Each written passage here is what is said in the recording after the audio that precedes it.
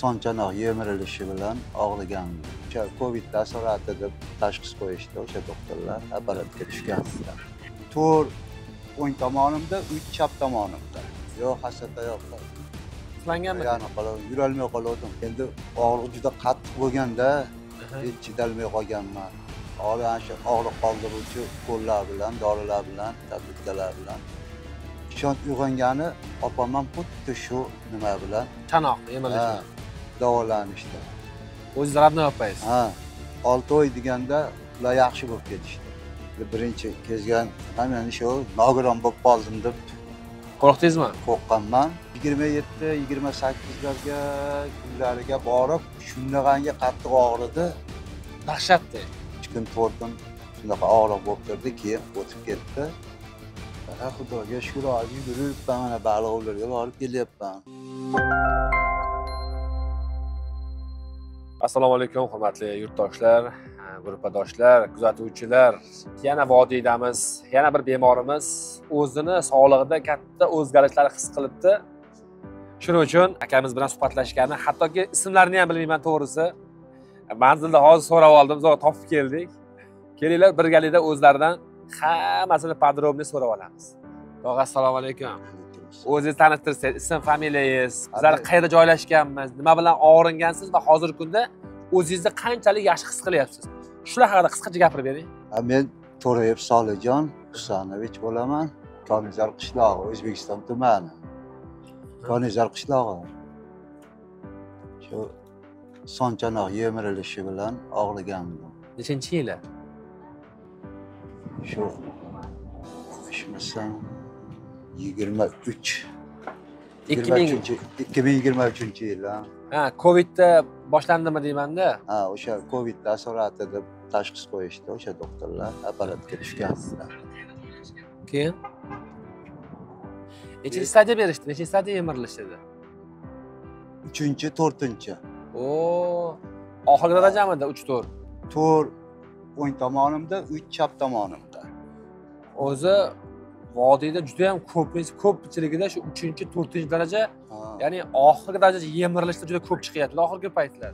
Lekin Allohning mo'jizasi, jarrohlik yo'llarisiz ham oyoqqa turib ketishyapti. Sizda ham oldin hasata yo'qmidi yoki o'zingiz yurarmidingiz? Yo'q, hasata yo'q. Uxlanganmidi? Yana qolib, yurolmay qoldim. Og'riq qanaqa bo'lardi? Juda qattiq edi. Endi og'riq juda qattiq bo'lganda, hech chidolmay qolganman. Ana shu og'riq qoldiruvchi ukollar bilan, dorilar bilan, tabletkalar bilan yurdim. Oxiri keyin mana shu Nutva mahsulotini televizorda ko'rdim.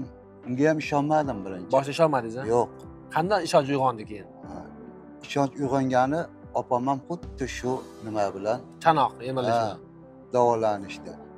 O'zingiz zararni yopaysiz. Ha, 6 oy deganda ular yaxshi bo'lib ketishdi. Yurib ketishdi. Opa, o'zingiz radni opaysiz 6 oyda yaxshi bo'lganini ko'rib, siz ham keyin ishonch hosil qildingiz. Keyin ishonch hosil qilib, keyin men ham zakaz berdim. Meniki juda tez nima bo'ldi, foyda berdi. Sizda o'zgarish tezroq bo'ldi, ta'sir qilishi. 20 kunda o'sha foydasini sezdim men. 20 kunda? Ha. Hassani tashladim 20 kunda. O'sha xastalar hozir uyda turibdimi? Ha, mana uyda turibdi hassa. O'sha xastalarga ham hozir suhbat jarayonini ko'rsatasiz, qanday turganini. Mana odamda shunaqa vaziyat bo'ladiki, og'rib qolganda xayoldan har xil narsalar o'tishni boshlaydi, taassurotlar o'tishni boshlaydi-da. Og'rib qolganingizda, yotib qolganingizda, xasta yoqqa suyanganingizda birinchi kezgan, u xayoldan o'tgan narsalar nima bo'lgandi? Birinchi kezgan mana shu nogiron bo'lib qoldim deb qo'rqdingizmi? Qo'rqqanman. Shu opam aytishganda shu Nutva mahsulotidan iste'mol qilgan yaxshi bo'ladi. Yurib ketasan, tuzalasan deyshdimi? Ha, doktorga borganim, doktorlar operatsiya taklif qilishdi. Operatsiyaga. Yo'ldingizmi? Yo'q dedim men. Sabr qilaman degansizda.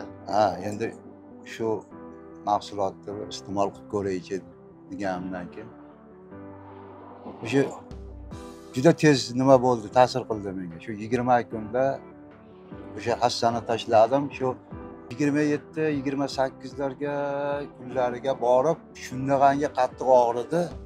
Dahshatda. Dahshat.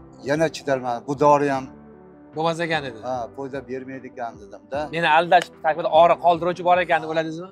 Shunaqa deb o'yladim. Telefon qilmadingizmi call centerga?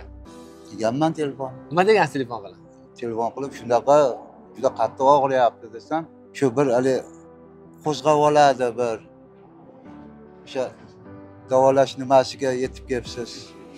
O'sha bir og'riq beradi, qo'zg'ab oladi, o'shanda og'riq qoldiruvchi tabletkalardan ichib olasiz deb. Keyin o'tib ketadi deydimi? Ha, 2 kun, 4 kun shunaqa og'riq bo'lib turdi, keyin o'tib ketdi. Tog'a mana qo'ni qo'shnilar bor, qarindoshlar bor. Qo'ni qo'shnilar ham bilar bunda xasta olib yurishingizni? Ha, yo'q, o'sha paytlari onam o'tib qolishganida yura olmas edim. Hassada yurgandim-da O'sha paytlar. Ha. Rahmatli Hoji opalar o'tib ketgandami? Eng muhimi hozir yaxshisiz-ku. Ha. Onaxon o'shanda ko'rolmagan bo'lsa ham mana endi ruhlari barim ko'rib turibdi-yu, tinch yotibdi-da, sizni oyoqqa turganingizni ko'rib, ozgina bo'lsam dalda oladi. Mana Xudoga shukr, hozir yuribman, mana baliqlarga borib kelyapman. Baliq olgan boryapsizmi? Ha. Hozir siz bilan bundoq qilamiz. Bizga hozir o'sha sizda oylar davomida sizga ko'makchi bo'lgan xastangizni ko'rsatasiz haq turganini. Keyin qanaqa holda bo'lgansiz va hozirgi holni bir boshda ko'rsatasiz. Kelishdikmi? Mayli. Nutva mahsulotni iste'mol qilganimdan keyin buni 20 kunda o'sha tashladim-da keyin. Qanaqa yurardingiz xastada ko'rsatingchi? Yurtdoshlar, mana taxminan 9 oy oldin shu holatda yurgan Soljon aka hozir xastasiz o'z oyog'larida harakatlanyapti. Soljon aka, ota-onaga xasta, ota-onaga xastani. Tashlayman endi. Bo'ldi aka, kerak emas xasta.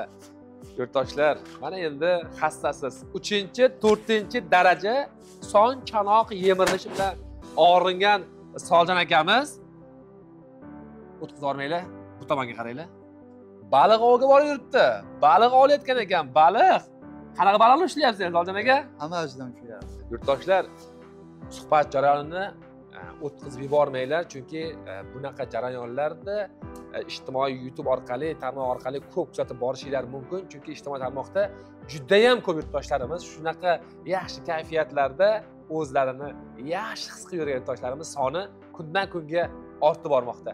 Ana bu ishonmaydigan, tuzanlarmikan, foyda qiladimi, bu faqat haypmi, reklamami degan yurtdoshlarimizga nima degan bo'lardingiz, Soljon aka? Ishonch hosil qilish kerak-da. Kayfiyatni yaxshi qilish kerak. Ishonish kerak. Bu nutva mahsuloti juda ko'pchilikka foyda berdi. Soljon aka, bitta yugurib bera olasizmi aka shu yerda? Ha? Bir sal sekin bo'lsa yugurib bera olasizmi, yugurib? Yo'q, yugurmayman, ana yurishim mumkin. Yurishingiz mumkin, mana. Mana. Yugurmas ekanu, lekin mana jib chiroyli yurib turadi. 3-4-daraja odam. Yugursam yana og'rib qolamni deyam. Mayli. Unisiga ham mayli, qiynamaymiz. Yurtdoshlar, mana ko'rdinglar qanchalik yaxshi, qanchalik zo'rligini. Shuning uchun bizlarni kuzatib boringlar va o'zingizlarga bo'lgan ishonchni yo'qotmanglar. Nutva o'z sog'lig'iga befarq bo'lmaganlar uchun.